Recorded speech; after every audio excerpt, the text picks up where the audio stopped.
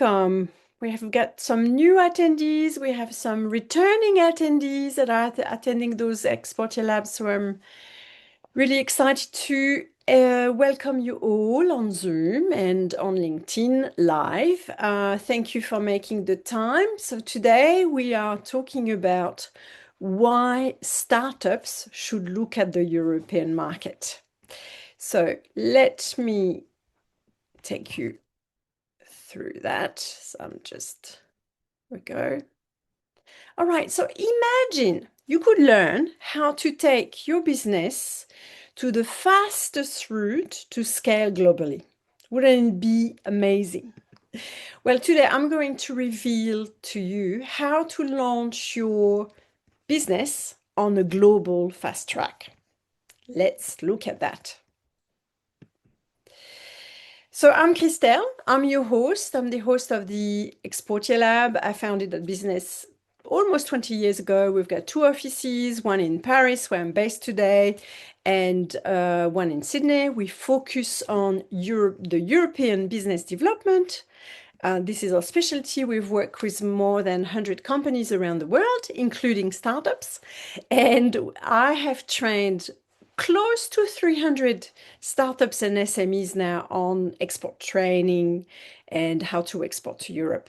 We have a team of 10 European sales and marketing, lead generators, sales managers based in Europe. We have a track record. We've done several times the project of scaling small businesses to multi-million euros. We've done that a number of times with small and medium-sized businesses. For some of you, you already have those books on your desks. So we have the blue book, which is the 4 steps to generate your first €1,000,000 in sales. It's our methodology, won the best Australian business book, sales and communication. And the 2024 one is more a collection of case studies of businesses from around the world. So that gives you a bit more of tools to learn about exporting to the European market. And as far as how the journey started, so I started as a sales rep, building a European distribution network for a small French business. And I used to drive, so that wasn't me on that photo, but I used to drive 10,000 kilometers per month to set up that distribution network. Then I moved to IBM, where I sold big hardware, software, and services to large corporate accounts. It was a 40 million euro per year turnover. And then after that, almost 20 years ago, I did start Exportia, where I worked with SMEs and startups. So that's why I'm here today. And the topic of the day is startups and why they should choose Europe to test their strategies. So I think having blind spots creates risks for startups, for any business, but it's even more important for startups. I remember maybe 10 years ago or even more, I was discussing with a CEO in the software sector, and what he was saying is, Christelle, can you please tell us, we don't know what we don't know. Can you tell us what we don't know? And this is exactly what it is about. It can be very costly to scale internationally without testing. And I'll give you an example. 15 years ago, we had a client which became a very good and big client of ours, and with that we worked for quite a while. And they came to us and they had started quite a big shotgun approach in the European market, tried many countries, hired, invested in many shows, and they didn't have any result out of it. So as a result of that, they contacted us to help them. But after a while, I didn't get any response from them. I didn't really hear from them from a couple of months. And what had happened is they almost went bankrupt because they had invested so much in so many different directions that they almost took their business broke. So this is very important to test. Founders of startups are inventors. I mean, a lot of our customers, they're experts in their field, they're engineers, they're medical doctors, they're researchers a lot of the time, and they don't really have the experience in sales. So that's why we're here today. We are about to go through how to create that test of international markets to secure and build a successful strategy and how to scale successfully internationally. So let me take you through our framework. First, the importance of testing. Second, why Europe is great for testing. Third, when. When should you do that? Fourth, part, how. How are you going to do that test? How are you going to run it? And then let's get started. So we've got those 4 points that we are going to cover together today. You can ask a question at any time, so just feel free. Okay, number 1, importance of testing. All right, so most startups won't have their strategy all worked out. It's totally fine. But what's really not the right way to go is to pretend that you're already and you've worked it all out and start selling when you're not fully ready. Okay, that's really risky, and you are building expectations that you can deliver. I remember when I started my business 25 years ago, 20 years ago, sorry, I had some of my first clients were startups. They were not quite ready, and I didn't really realize that they weren't going to deliver. So that was some of my learnings with experience. But that meant that we went into the market, the business didn't deliver, and so we disappointed some of those overseas buyers and we burnt bridges. Okay, so the learning from that very experience is when you do that test, you actually state it. You state that this is a test phase, and for you, it's safe to experiment. You don't build expectation, you declare it and you own it that you are testing the market and you can adjust as you go. It's just a safe space. All right, most startups have not worked out their sales process. This is our experience at Exportia, working with startups. One of the things we do with them is to help them build their sales process, understand their sales process.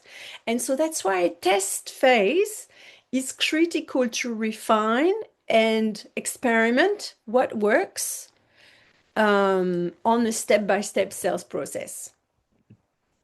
A refined sales process, when you know how to sell your solution and what works, it's key to fast track your sales success. You don't want to waste too much time working these things out overseas, right? That's we really are running. We don't want to run out of time. The other point that is important and why it's important to have a test phase is a test phase enables you to confirm your priority industries. It is absolutely critical to know that and to have those worked out. So once you get your industries confirmed, you will save so much time and so much money while scaling globally. The reason being that from your sweet spot, your target industries that are the best for you, for your business, all your strategic decision will flow. Everything starts from there. And investing your dollars strategically is what, or spending it like the first example I gave you, that business that almost went bankrupt because they invested in every trade show and they hired very soon. So investing your dollars initially strategically is what makes a startup fail or succeed in international markets. So for startups to scale internationally, it's critical for them to invest in the right country, in the right partner, and in the right marketing events. So let me give you an example. Last week, I was in a German trade show. I met a company. They had just released their first machine, and I was talking to them about their European strategy. And they were telling me, well, we need to secure distribution partners in Europe because that's how we are going to set ourselves up. And I was asking them, so who are those machines for? Who are the end users? And they told me, well, we've got either the dental market or we've got the engineering bureau that could use our machine. So imagine setting up a distribution partner. You either have to, a distribution partner is either going to cover the dental market or engineering bureau. You can really picture, I think we can all picture ourselves that a distributor specialized in dental will probably not be the same one as the one talking to engineering bureaus. Okay, they will not sell the same type of products, right? So that's why having that clear view on your target industry is going to drive every single decision you're going to make and every investment you are going to make in international markets. So it's highly critical. All right. And why testing Europe? I know that's not because our team is fantastic, but let me tell me a bit more. So Europe and the UK are actually markets where it's easy to do business with, right? They offer perfect ground for testing. In Europe, startups can begin and enter the markets with a low risk, light structure. So whether it is as opposed to the US market, you can start in Europe just with a light structure with partners, with distribution partners. We have done that for many, many years. We've started to sell without the small business from the US or from Asia or from Australia, not having any entity, but just started to sell with distribution partners. So you can totally do that. You can also set up an entity, and every single European government has very attractive schemes to attract overseas companies to set up. You can start with a small entity with a light structure. It's very easy to set up. The other value of testing your market potential and your strategy in Europe is that there is in Europe so many different countries, but also so many different industries, from aeronautics to automotive to ag. I mean, if you take France, it's a farmer's country. If you take it also has a very strong aeronautics. Automotive is strong in Germany and Italy. Germany and Italy are very strong they have a very large medium-sized market, medium-sized enterprise market. So you have a very good diversity of industries. That means strong chances you will find your industries in Europe, your target industries. The other aspect is each country has a different profile, but also if you look, don't forget about the former Eastern Bloc, and they also have different needs. Some of them are highly sophisticated, like Poland, but some others have different needs that might also create a different testing ground. And in some cases, that might even be a better market for you. And as you know, Europe is a cultural melting pot. It's a perfect testing ground for you to experiment multicultural, multilingual approaches before you scale globally. It's like having a sample of the world where you can experiment what is it to have a multilingual communication, what is it to have multilingual instructions and multilingual support. How do you prepare for that? That's a very good testing ground for that reason as well. Europeans are quite respectful of intellectual property, so it makes it quite safe. And that's why it's a good testing ground for startup. Not that you should not protect your intellectual property. You absolutely should. But basically, it makes it a good testing ground for that. European standards are well recognized worldwide. If you comply with European standards, it opens a lot of doors in other countries where the European compliance is very well recognized. So that's why it's quite advantageous. Okay, key strategic sectors where the European Union is focusing on, and therefore also the states. The European defense budget is increasing drastically because of the European rearm program. Each country is investing in defense quite heavily for geopolitical reason and for that strategic decision, political decision from the European countries. The sustainability, renewable energy is still an important piece. And there is strong incentive as well for the states, for the country members to modernize, digitize their healthcare system.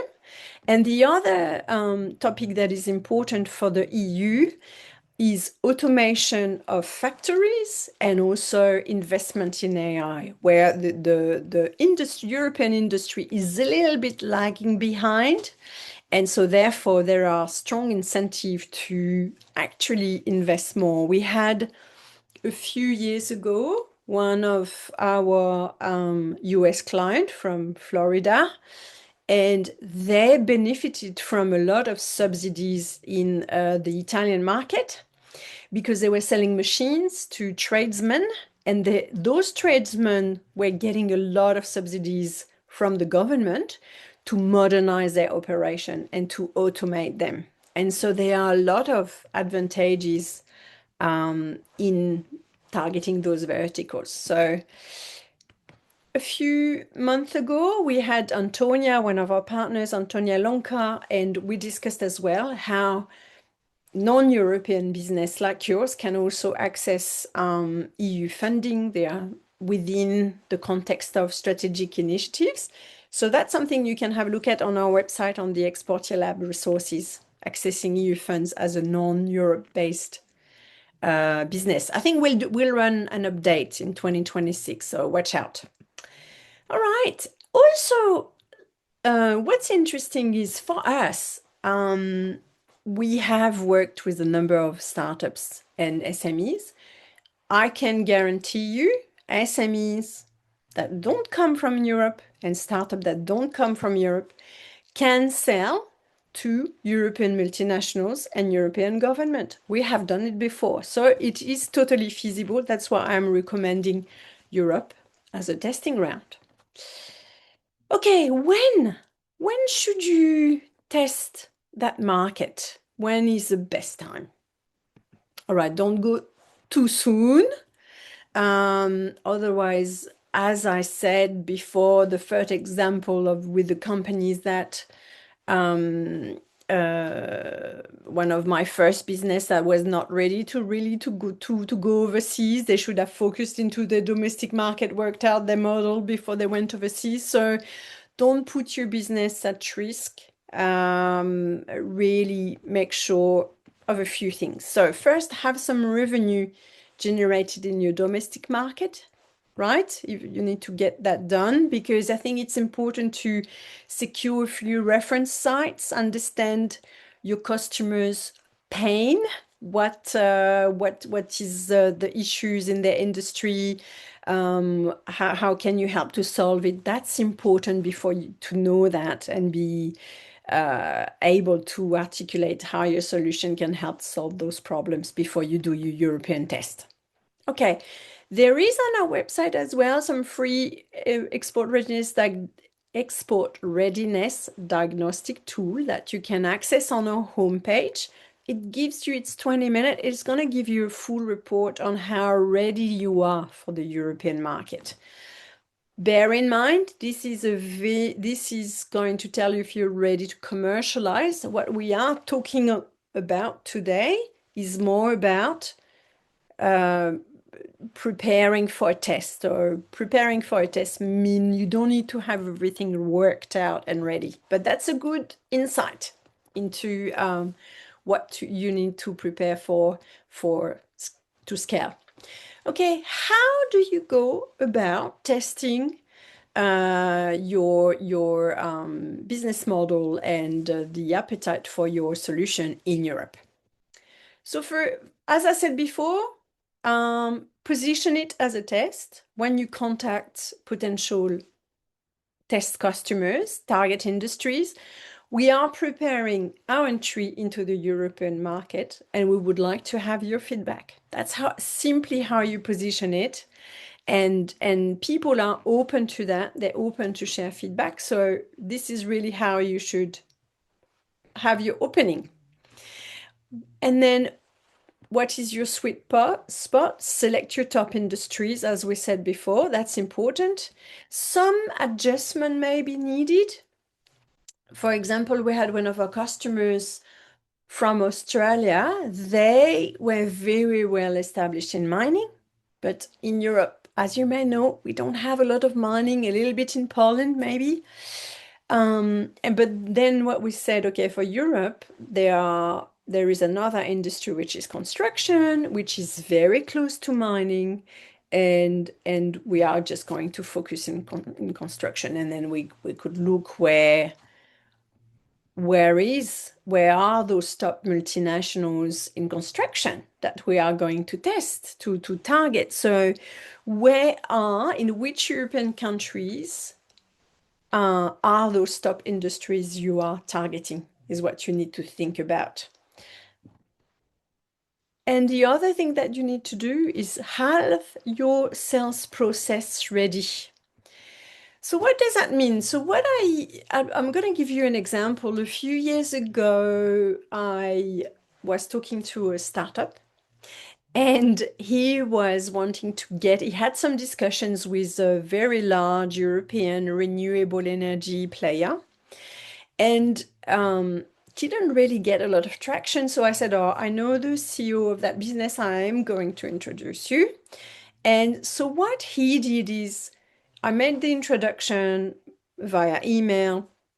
What he did is he did send a short paragraph of introduction via email, and then he sent the trial agreement in the email.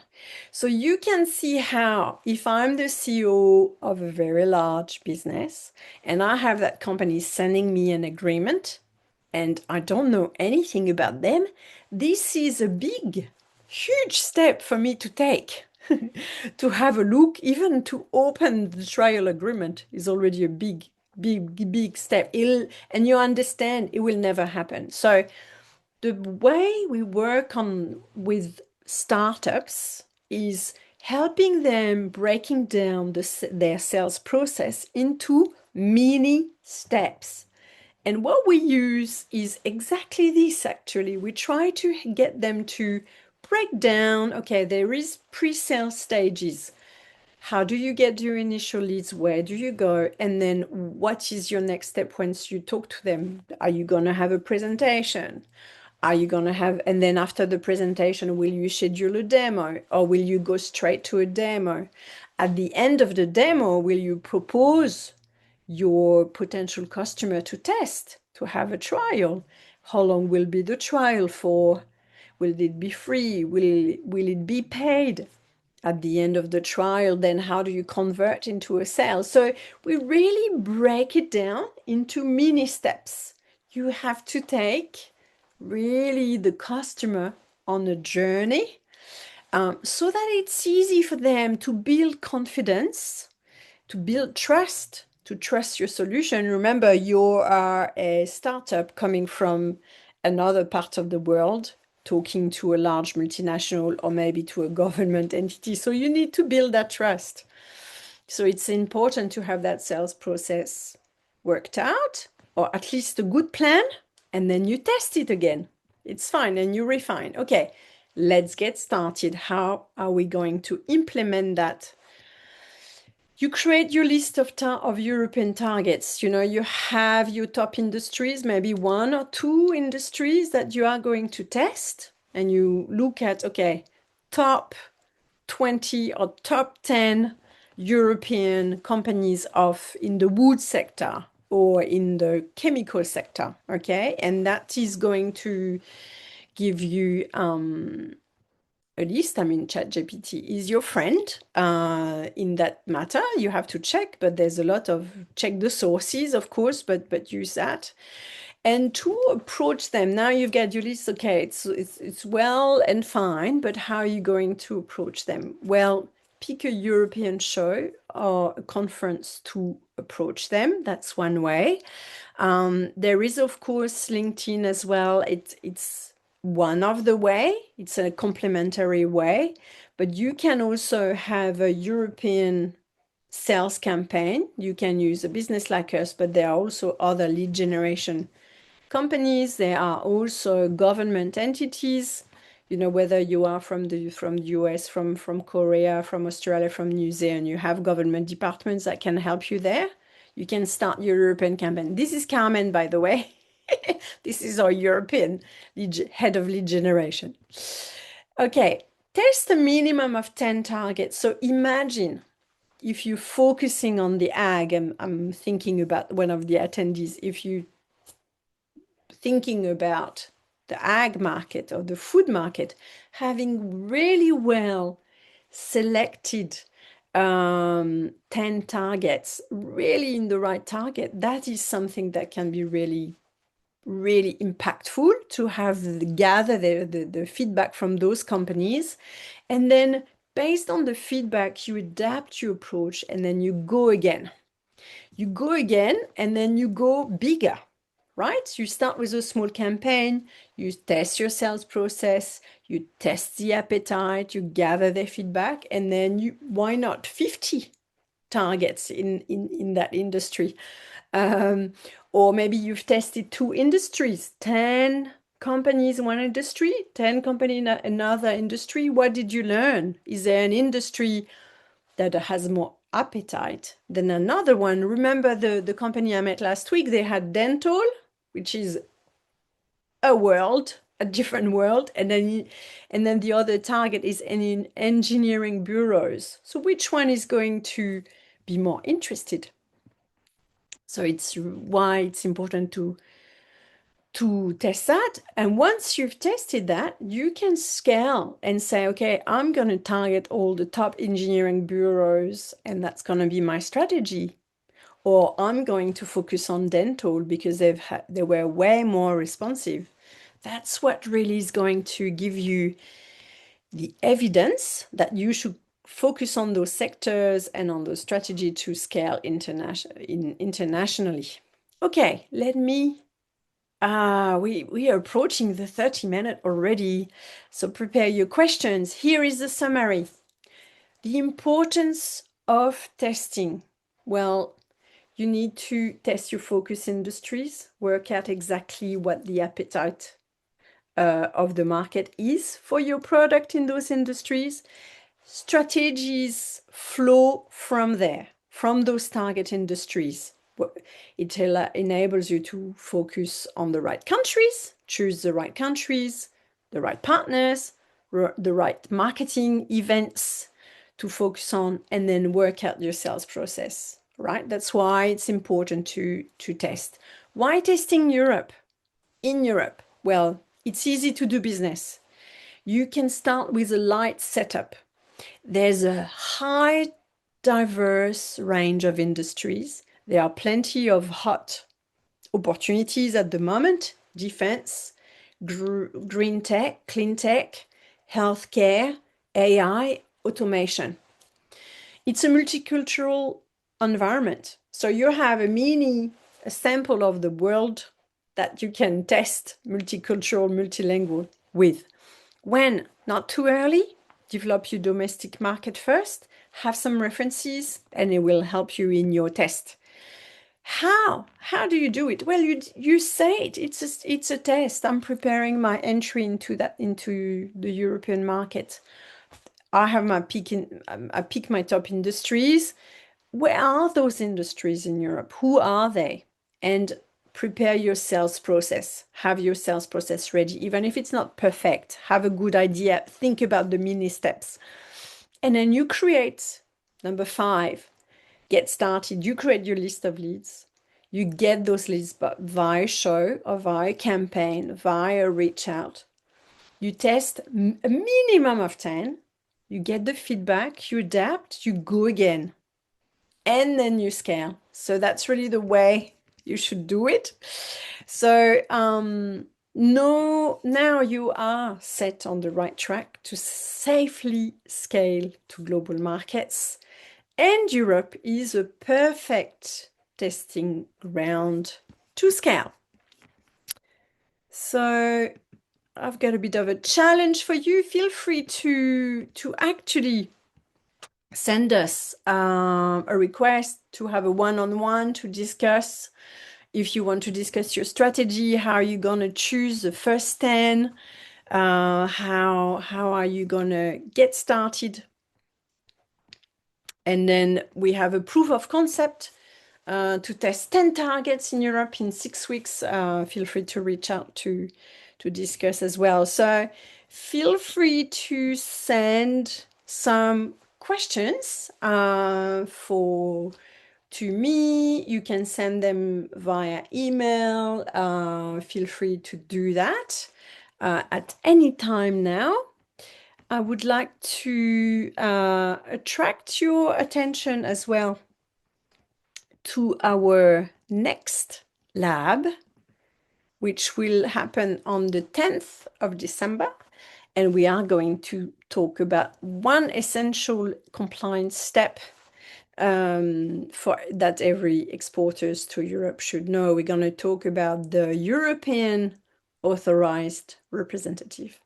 So I hope you enjoyed this Exportia Lab.